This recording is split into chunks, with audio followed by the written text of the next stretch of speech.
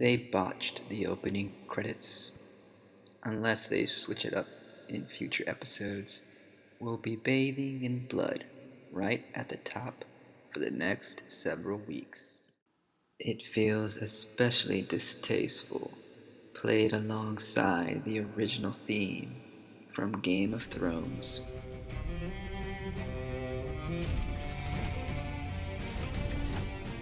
After several years of hearing it over a vivid map of Westeros, the score has come to evoke a cozy, welcoming feeling, not queasiness befitting a grindhouse horror show.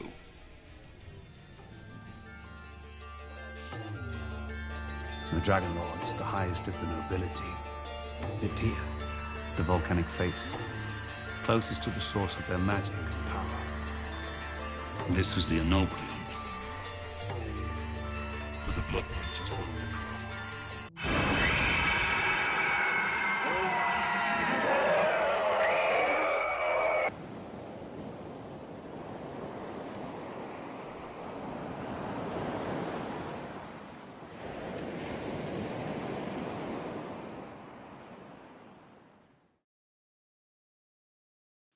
The balcony chat between Rhaenys and Rhaenyra stands out this episode, as it reiterates the struggle women will face in the series. It's a battle between a scorned elder and an ambitious youth. Rhaenys, the queen who never was, tries to impart on Rhaenyra that her fight for power is for naught, because the patriarchy will never allow it. Rhaenys is long done trying to change things, and even though she is disturbed by it, she'll try to marry off her 12-year-old daughter to the king, as that's the best her family can hope for. Because that is the order of things. Rhaenyra won't yield easily, though. After being dismissed from the council for speaking up, she asserts herself by picking a competent knight instead of a political pawn to fill the vacancy on the king's guard. Though Sir Criston Cole might have gotten some extra points for being cute. Her grandest move is demonstrating that she is the only one who can stand up against the unruly Daemon. If you wish to be restored as heir, you'll need to kill me. So do it. And be done with all this bother.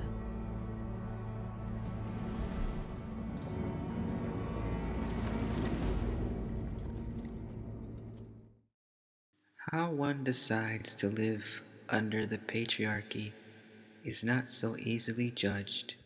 Working within traditional rules may even be desirable, or may be a feasible way for many women to achieve their goals.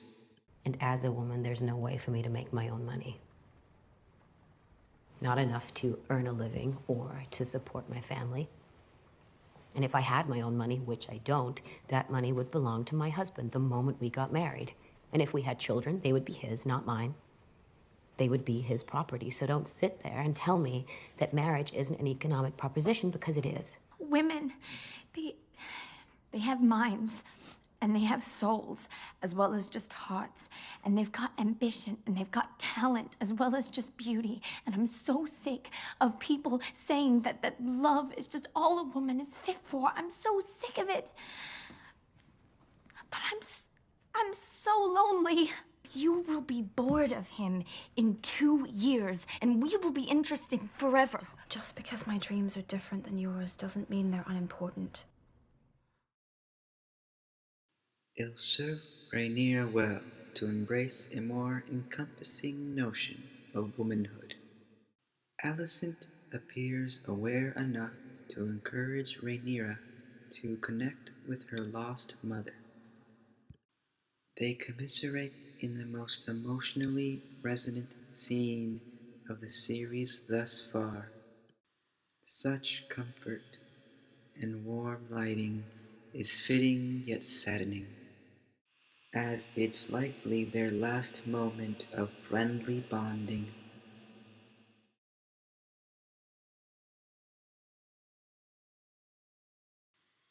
Unlike Rhaenyra, Alicent is guarded with her emotions.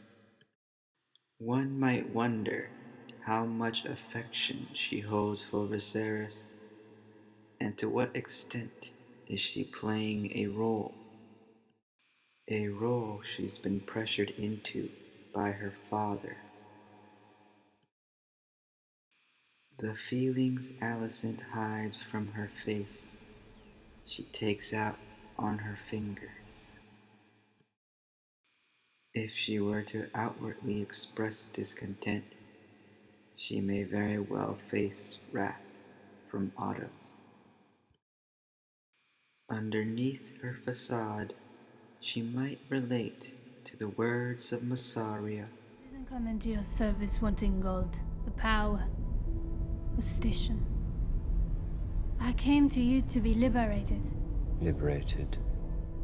From what? Fear. I'm conflicted about Massaria's accent. I appreciate that it's not easy to place its origin, which is fitting for a fantasy show.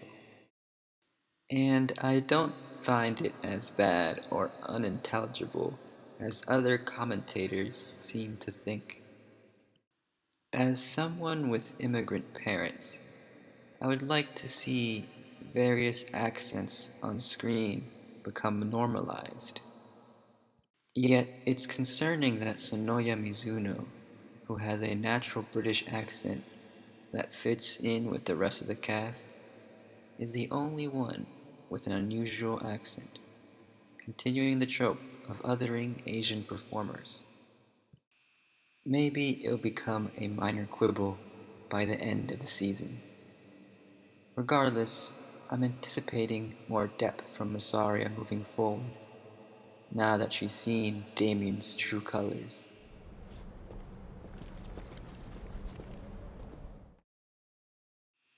Likewise, Dragon superfan Lena seems to be on her way to a brighter future. After narrowly dodging a political marriage with Viserys. This here is the most depressing aspect of high-class girlhood in medieval Westeros. That I wouldn't have to bed you until I turned 14.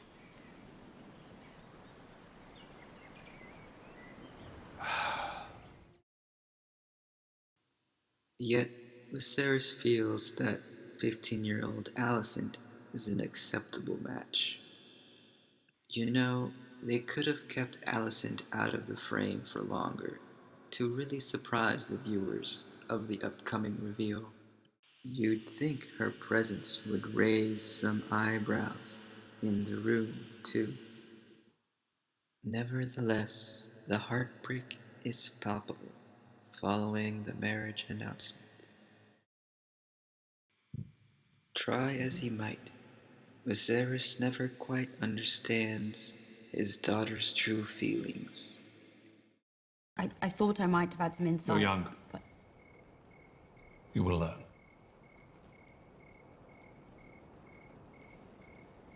This is partly due to Rhaenyra's reluctance to share. As a teenager, she may not have a full grasp on her emotions. Additionally, she may feel bound by duty to place her feelings aside. I do not wish to make us estranged. you are the king.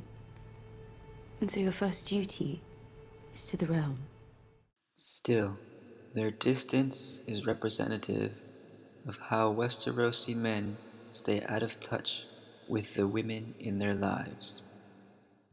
Viserys being shocked at his daughter's reaction to the news aligns with the themes of the episode. The men do as they please. The women are left to navigate their wake. The most obvious example is, of course, Damon, who acts out like a child, using Massaria as a tool in his war games. He does deliver some impishly fun lines here, which I hope to see more of over his brutish violence in the first episode. To choose violence here is to declare war against your king. Wonderful. Now that Corlys and Daemon are teaming up, war is sure to come sooner than later. Corlys seeks Daemon's camaraderie by giving a motivational speech on the diligence of second sons. And then the episode ends with images juxtaposing Daemon with the mysterious crab feeder. I worry that the crab feeder will be yet another generic, disfigured evildoer. But this episode at least gives me hope that the showrunners are serious about character development. And gorgeous wide shots.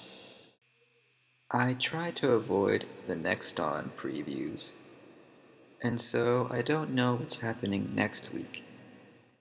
But I foresee an awkward wedding and a crabby battle on the beach in the near future.